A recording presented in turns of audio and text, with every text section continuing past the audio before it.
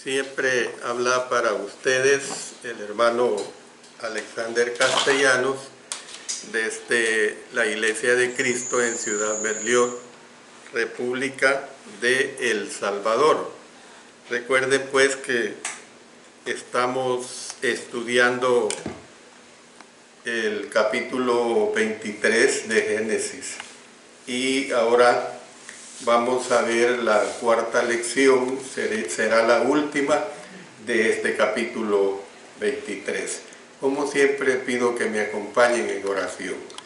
Padre Celestial, nuevamente suplicándote que me ayudes a presentar el mensaje que sea entendible para todos y que sea de reflexión a nuestras vidas. En el nombre de nuestro Señor Jesucristo. Amén. Amén. Bueno, como les anuncié, el tema que vamos a ver en esta hora del sermón es acerca de los memoriales bíblicos. Es una parte muy importante. Yo les soy sincero, cuando he estado estudiando sobre este tema, he aprendido mucho. He aprendido algunos aspectos tan esenciales que muchas veces los pasamos por alto, pasamos por desapercibida una situación que sí es honrosa y que vale la pena que nosotros los tomemos muy en cuenta. Bueno, hablemos de los memoriales bíblicos. Abraham estableció un monumento permanente para su esposa. No deseó simplemente un lugar de reposo para su cuerpo que podría ser fácilmente olvidado por futuras generaciones. En su lugar, quería poseer una cueva en una heredad, un cementerio permanente que sus descendientes siempre recordarían como el lugar donde yacía la madre de un gran pueblo, como lo fue Sara. Fíjense que nosotros, culturalmente hablando, hablo de El Salvador, parece que somos bastante descuidados en este aspecto. Y claro, no es responsabilidad mía, sino de lo que hemos venido heredando. Yo simplemente hablando de mis ancestros, solo recuerdo a mi abuela paterna que mi papá decía que cuando ella falleció, él tenía apenas 11 años. Y cuando allá en el cementerio de Chalchuapa íbamos, porque él y mi madre son originarios de ahí, o eran originarios de ahí,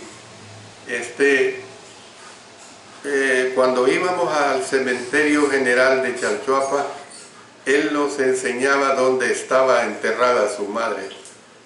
Aquí está enterrada mi madre, Susana Castellanos, decía. Eso era todo lo que sabía.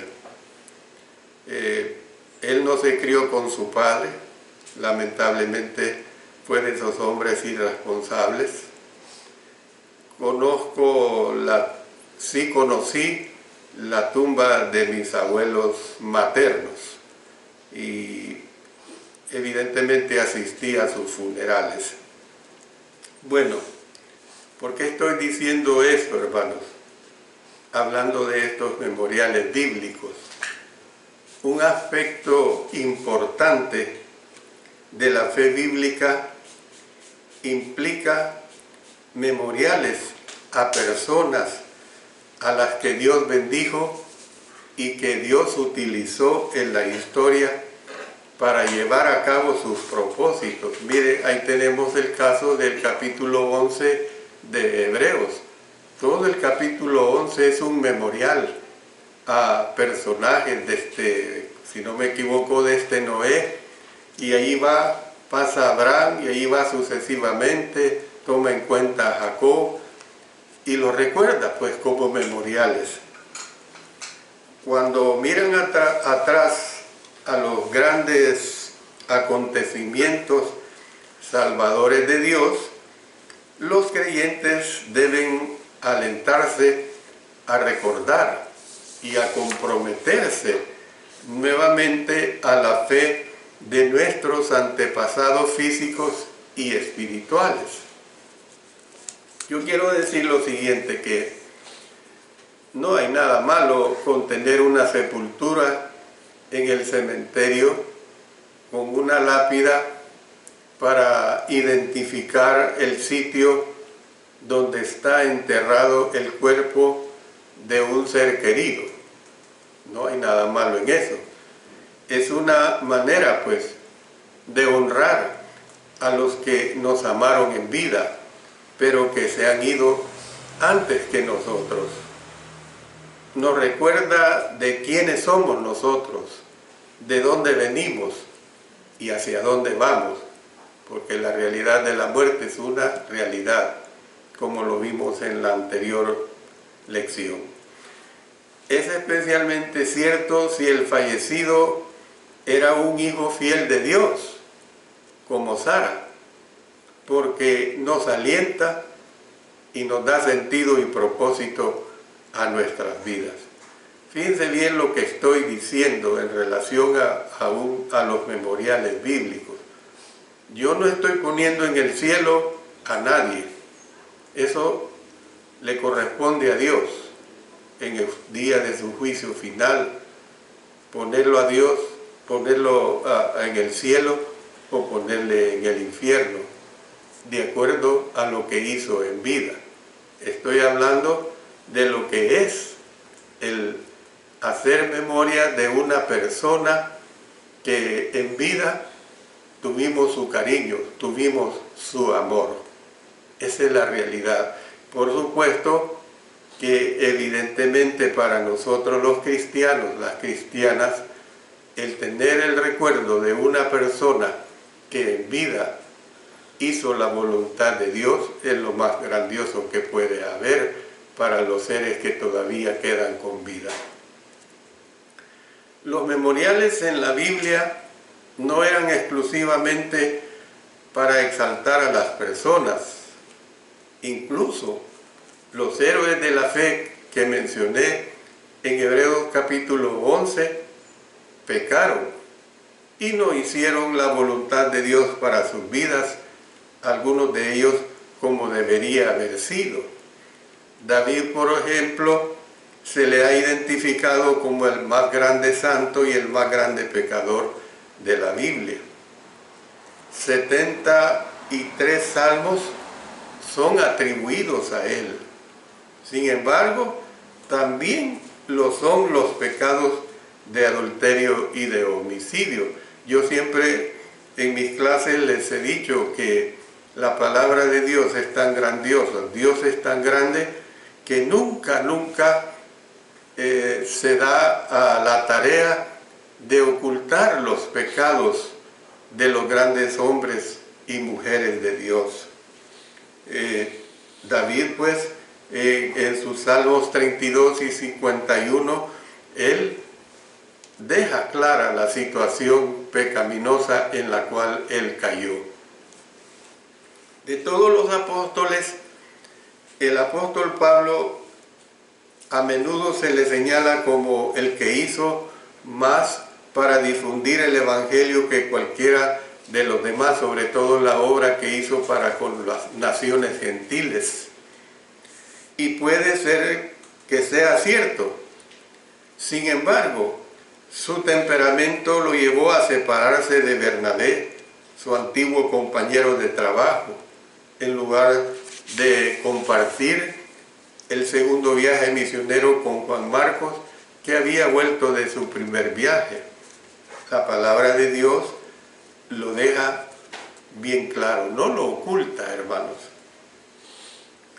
Los memoriales que Dios ha autorizado para que su pueblo observe durante los tiempos señalados de culto, no honran a los grandes hombres y mujeres de la Biblia, reverenciar a simples mortales es peligroso porque conduce a la exaltación humana, y en eso tenemos que tener un gran sumo cuidado, al punto casi de la deificación. ¿Qué es la deificación? Él es endiosar a una persona, para que personas santas se vuelvan objetos de veneración y de oración. Y ustedes saben bien que el único mediador entre Dios y los hombres es Jesucristo hombre. No hay nadie, ni el mejor cristiano o cristiana aquí en la tierra que haya sido del mejor ejemplo en esta tierra, intercede por nosotros. El único mediador es Jesucristo hombre. Entonces, por otro lado, el pueblo de Dios del Antiguo Testamento a menudo estableció memoriales de piedra legítimos en lugares donde adoraban y experimentaran la presencia y el poder del Señor. Ocurrió, por ejemplo, en el monte Sinaí. Mire lo que dice Éxodo 24:4. Y Moisés escribió todas las palabras de Jehová, y levantándose de mañana, edificó un altar al pie del monte y 12 columnas, según las 12 tribus de Israel. Hablando también del río Jordán en Gilgal, dice en Josué capítulo 4, leamos versos 7 al 9 y 7 al 9 y después nos pasamos al 20. Les responderéis que las aguas del Jordán fueron divididas delante del arca del pacto de Jehová. Cuando ella pasó el Jordán, las aguas del Jordán se dividieron, y estas piedras, noten, servirán de monumento conmemorativo a los hijos de Israel para siempre. Y los hijos de Israel lo hicieron así como Josué les mandó. Tomaron 12 piedras de en medio del Jordán, como Jehová lo había dicho a Josué, conforme al número de las tribus de los hijos de Israel, y las pasaron al lugar donde acamparon y las levantaron allí. Josué también levantó 12 piedras en medio del Jordán, en el lugar donde estuvieron los pies de los sacerdotes que llevaban el arca del pacto, y han estado allí hasta hoy. Verso 20. Y Josué erigió en Gilgal las 12 piedras que habían traído del Jordán. Pasémonos a esta misma situación en Siquén. Vamos a Josué capítulo 24, versos 25 y 26. Entonces Josué hizo pacto con el pueblo el mismo día, y les dio estatutos y leyes en Siquén. Y escribió Josué estas palabras en el libro de la ley de Dios, y tomando una gran piedra, la levantó allí debajo de la encina que estaba junto al santuario de Jehová, y otros lugares, pues.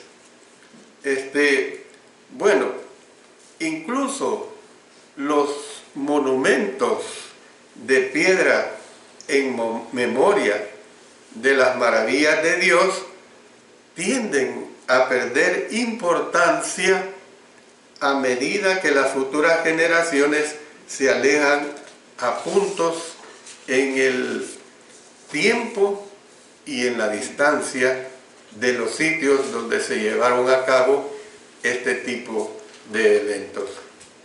Bueno, hablando de los memoriales más significativos de la Biblia, no fueron limitados por el tiempo ni estuvieron vinculados a lugares especiales. Por el contrario, incluyeron actos de adoración en memoria de los actos portentosos de Dios que movieron los corazones de los creyentes a tener gratitud y los condujeron a alabarle en días especiales y de una manera significativa. Por ejemplo, cuando al inicio Dios dio el día de reposo a Israel como un día de descanso de su arduo trabajo como esclavos en Egipto, Él esperaba que lo apreciaran y que lo observaran en memoria de su reposo después de 6 días de creación. Miren lo que dice Éxodo 20, versos 10 y 11. Mas el séptimo día es reposo para Jehová tu Dios. No hagas en él obra alguna, tú, ni tu hijo, ni tu hija, ni tu siervo, ni tu criada, ni tu bestia, ni tu extranjero que está dentro de tus puertas.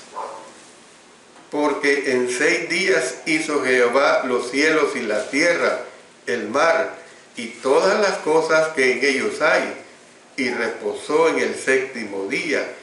Por tanto, Jehová bendijo el día de reposo y lo santificó. Y miren lo que tenemos, vámonos atrás a Génesis capítulo 2, versos 1 al 3. Fueron pues acabados los cielos y la tierra, y todo el ejército de ellos. Y acabó Dios en el día séptimo la obra que hizo, y reposó el día séptimo de toda la obra que hizo. Y bendijo Dios al día séptimo y lo santificó, porque en él reposó de toda la obra que había hecho en la creación.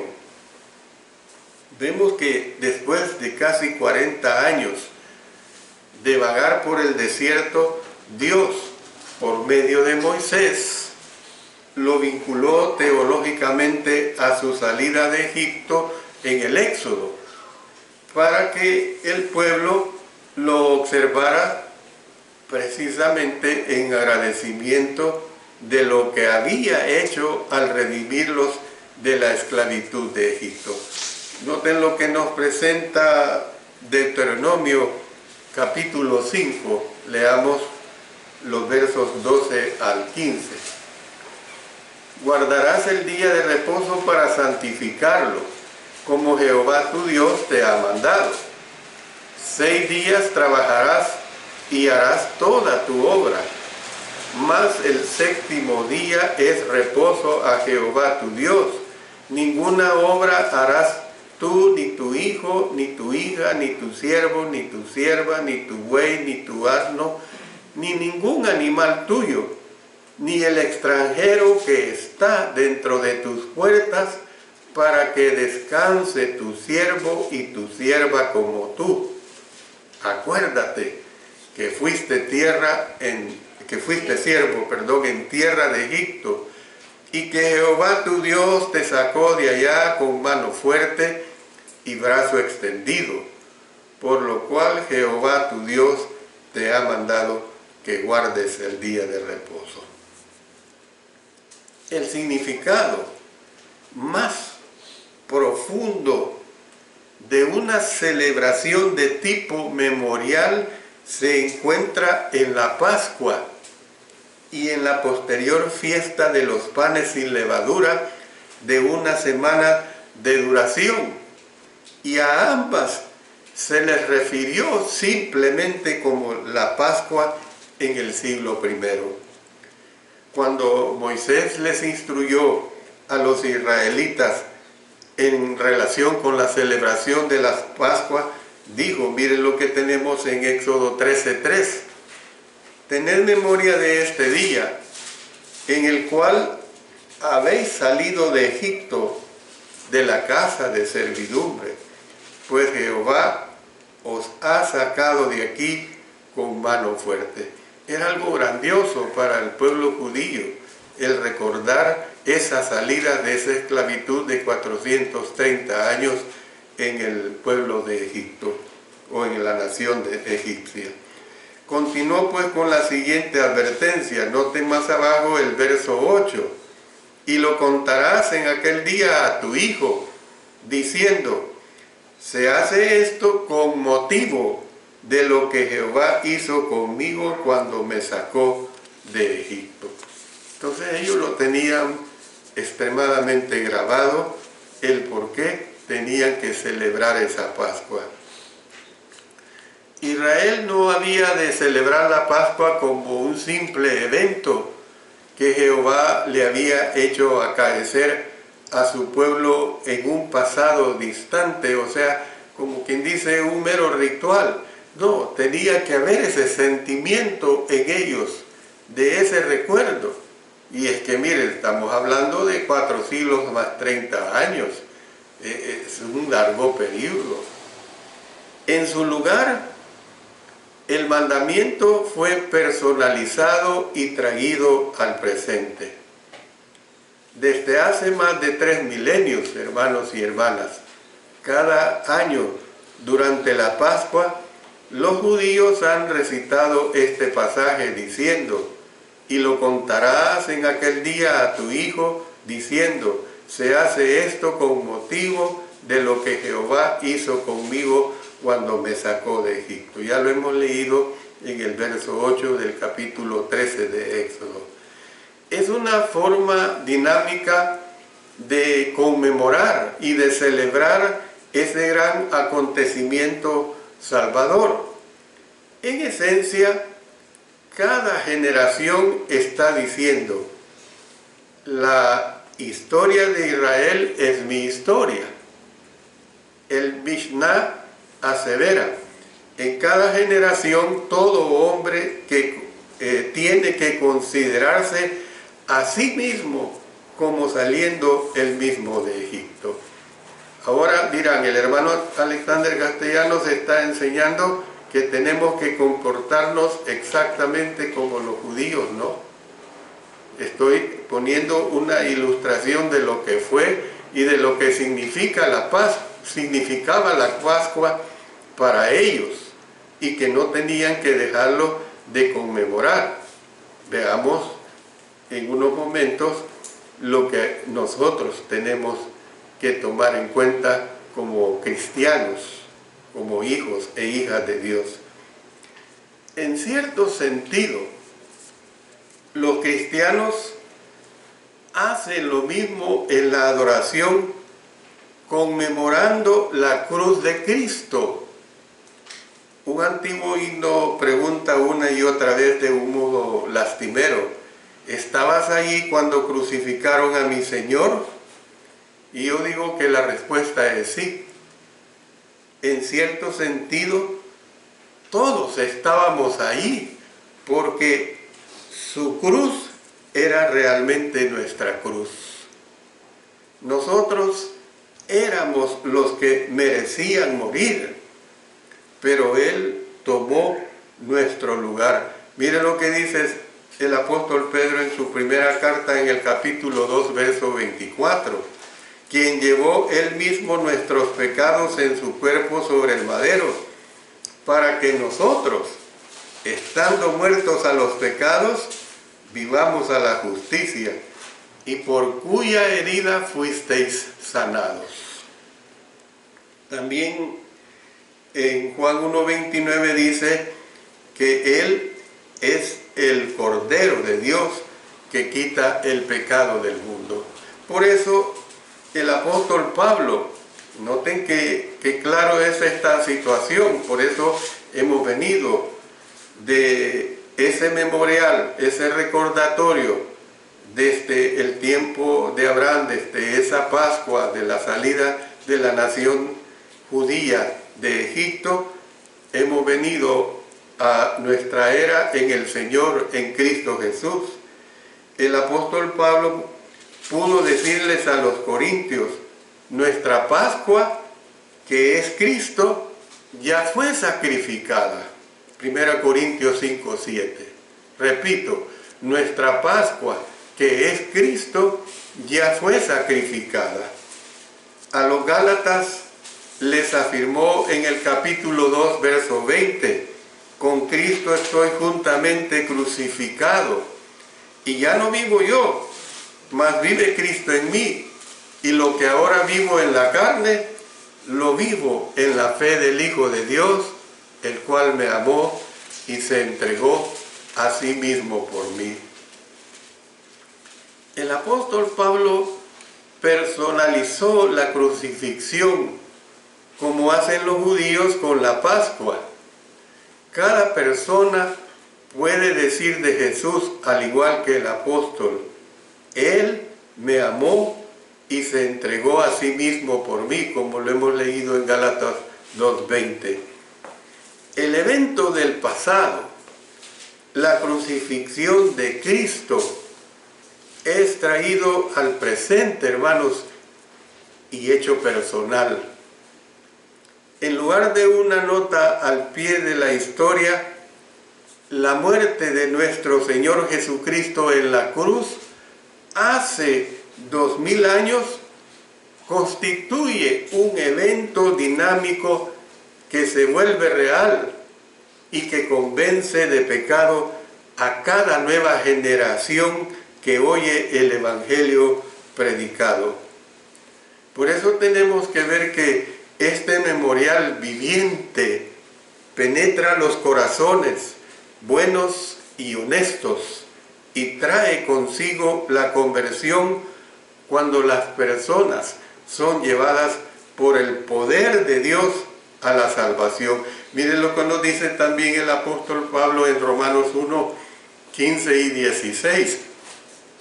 Así que, en cuanto a mí, pronto estoy a anunciaros el Evangelio también a vosotros que estáis en Roma, porque no me avergüenzo del Evangelio, porque es poder de Dios para salvación a todo aquel que cree, al judío primeramente y también al griego. Y el escritor a los Hebreos en el capítulo 4, verso 12 dice: porque la palabra de Dios es viva y eficaz, y más cortante que toda espada de dos filos, y penetra hasta partir el alma y el espíritu, las coyunturas y los tuétanos, y discierne los pensamientos y las intenciones del corazón. Entonces, ¿qué vemos, hermanos?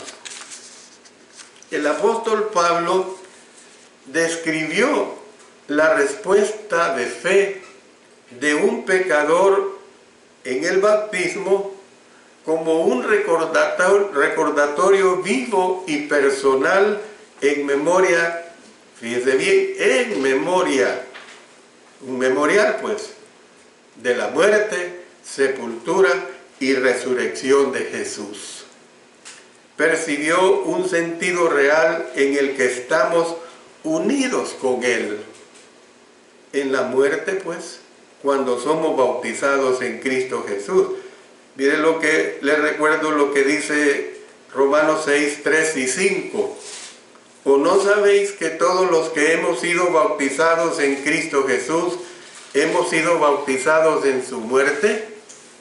Porque si fuimos plantados juntamente con Él en la semejanza de su muerte, así también lo seremos en la de su resurrección.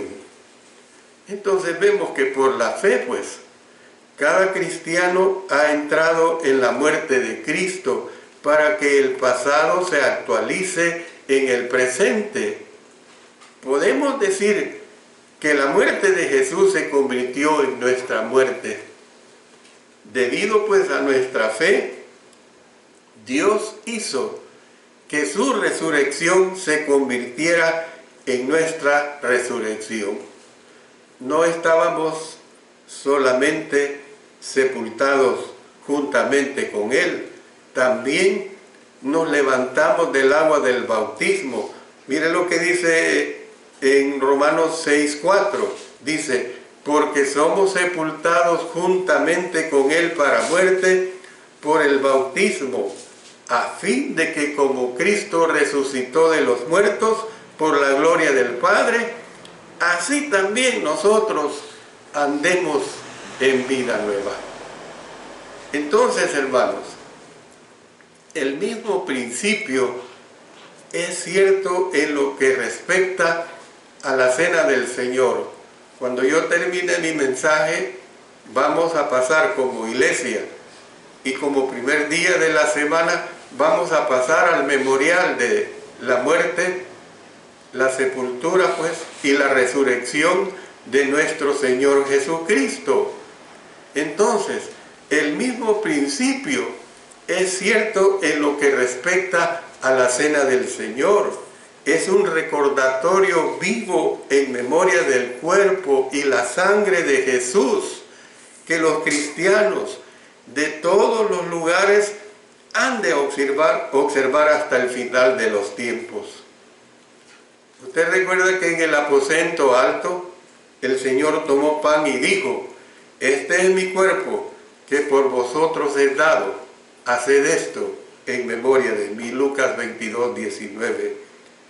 Y entonces dijo del fruto de la vid: esto es mi sangre del nuevo pacto, que por muchos es derramada para remisión de los pecados.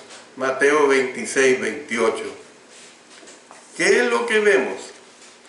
La declaración contiene ecos de la ceremonia en la que Israel ratificó el pacto de los 10 mandamientos al pie del monte Sinaí, cuando Moisés roció parte de la sangre de los holocaustos.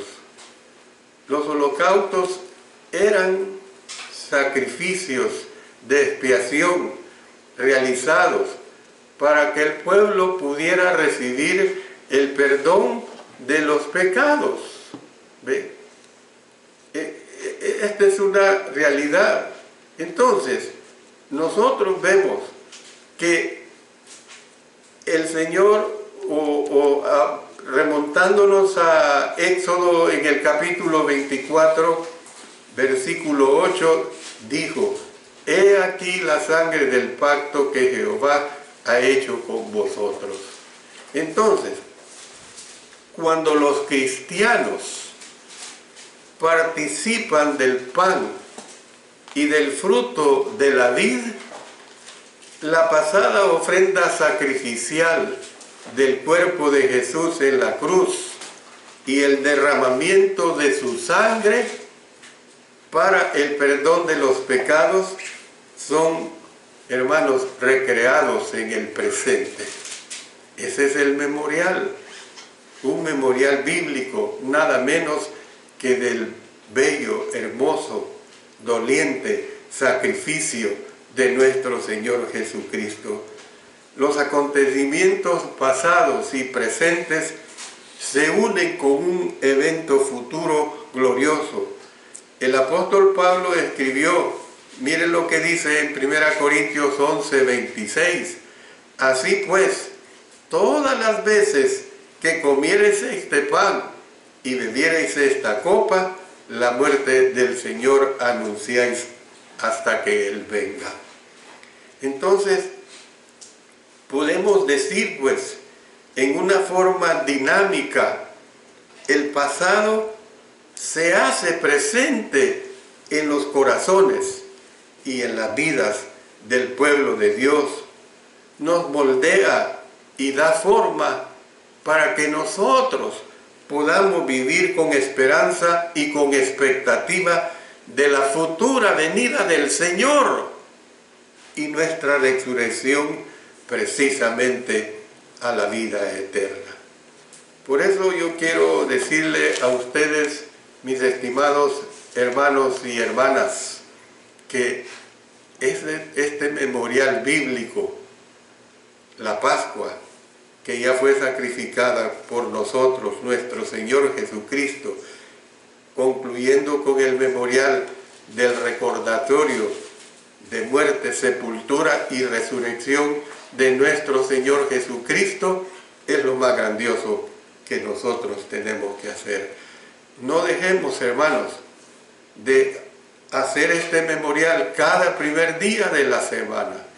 Yo les puedo decir que nuestra adoración será incompleta si descuidamos el participar de estos elementos como son el pan sin levadura y el jugo de la uva en representación del cuerpo y sangre de nuestro Señor Jesucristo.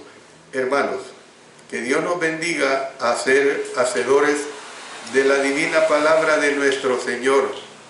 Que Dios nos ayude, pues, a vivir una vida de consagración a Él. Oremos.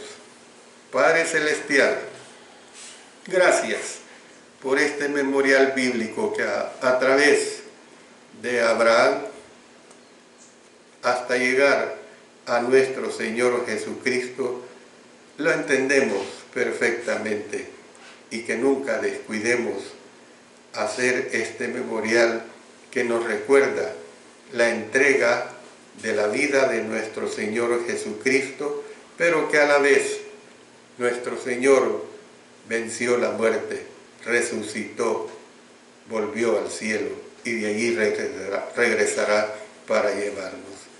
En el nombre de nuestro Señor Jesucristo. Amén. Amén.